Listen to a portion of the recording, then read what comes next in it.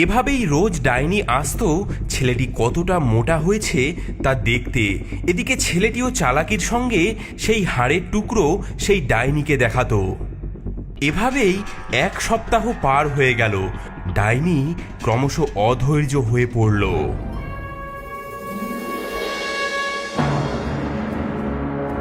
আরে কপাল, এই ছেলেটা এত মিষ্টি মিষ্টি খাবার খেয়েও মোটা হচ্ছে না কেন? আর অপেক্ষা করা যাবে না, কাল সকালে এই ছেলেকে রান্না করব। বাঁচাও, বাঁচাও, কেউ আমাদের এই ডাইনির থেকে বাঁচাও। কি বিড়বিড় করছিস? যা যা, উনুন গরম কর, কাল ভোরে তোর ভাইকে তাতেই ফেলে দেব।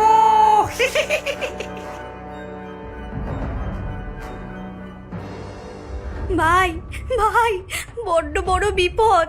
ওই ডাইনি বলছে কাল তোকে রান্না করবে। ঘাবড়াস না দিদি, আমার কাছে একটা বুদ্ধি আছে, শোন।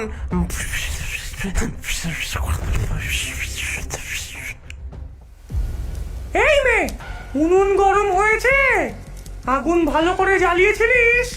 হ্যাঁ দিদিমণি, আগুন জ্বলছে, কিন্তু উনুনের ভিতর কেমন গরম হয়েছে তা তো আমি বুঝতে পারছি না। কিন্তু এই উনুনের ভিতর আমি ঢুকবো কি করে? কি বোকা মেয়ে রে বাবা, এটাও জানিস না? দেখ, আমি তোকে দেখাচ্ছি কিভাবে উনুনের ভেতরে ঢুকতে লাগে। সেই ডাইনি উনুনের ভেতরে তার মাথা ঢুকিয়ে উনুনের আঁচ পরীক্ষা করতে লাগলো। ঠিক আছে, আগুন ভালো জ্বলছে, কিন্তু গুড়িয়া তৎক্ষণাৎ সেই ডাইনিকে ধাক্কা দিয়ে উনুনের ভেতরে ফেলে দেয়। ভয়ঙ্কর চিৎকার করে সেই ডাইনি ভেতরে পড়ে যায়। ওরে বাবারে, ওরে বাবারে, বাঁচা বাঁচা, ওরে হতচ্ছাড়া, তোরা কি করলি? পুড়ে গেলাম, জ্বলে গেলাম, বাঁচা।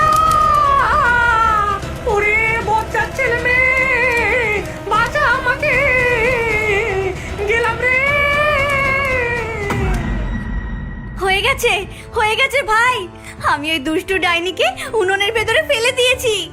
হ্যাঁ, সাব্বাস সাব্বাস দিদি, এবার খাঁচার চাবিটা খুঁজে বের কর। গুড়িয়া ডাইনির ঘর তন্ন তন্ন করে খুঁজে চাবি বের করলো, হারুনকে খাঁচা থেকে বের করে আনলো। তারপর ঘর খুঁজতে গিয়ে দেখলো অবাক কাণ্ড। ভাই, ভাই, এদিকে আয়, দেখ, বাক্স ভর্তি হিরে, সোনা, মুক্ত। হ্যাঁ, বুড়ি সব শিশুদেরকে এতদিন ধরে এনে খেত, আর আর তাদের সোনা দানা এইখানেই লুকিয়ে রাখতো। কিন্তু কিন্তু এবার আমরা বাড়ি যাব কি করে? আমরা পথ তো জানি না। ভয় পেও না, আমি তোমাদের বাড়ি ফেরার পথ দেখাবো। আবার সেই পাখি, এবার আমরা বেঁচে যাব। পাখিটি সামনে সামনে উড়তে থাকে, আর সেই দুটি বাচ্চা তাদেরকে অনুসরণ করে।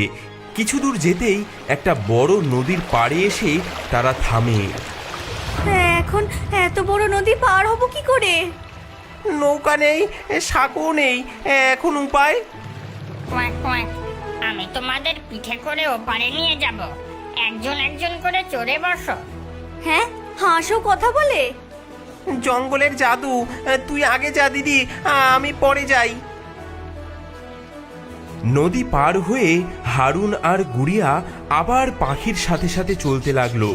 ধীরে ধীরে তারা জঙ্গলের অন্য প্রান্তে এসে পৌঁছালো, আর আশেপাশের পরিবেশ তাদের চেনা চেনা লাগতে লাগলো। দিদি, এটা তো আমাদের গ্রামে যাওয়ার রাস্তা। হ্যাঁ রে, এবার আমরা বাড়ি ফিরতে পারবো।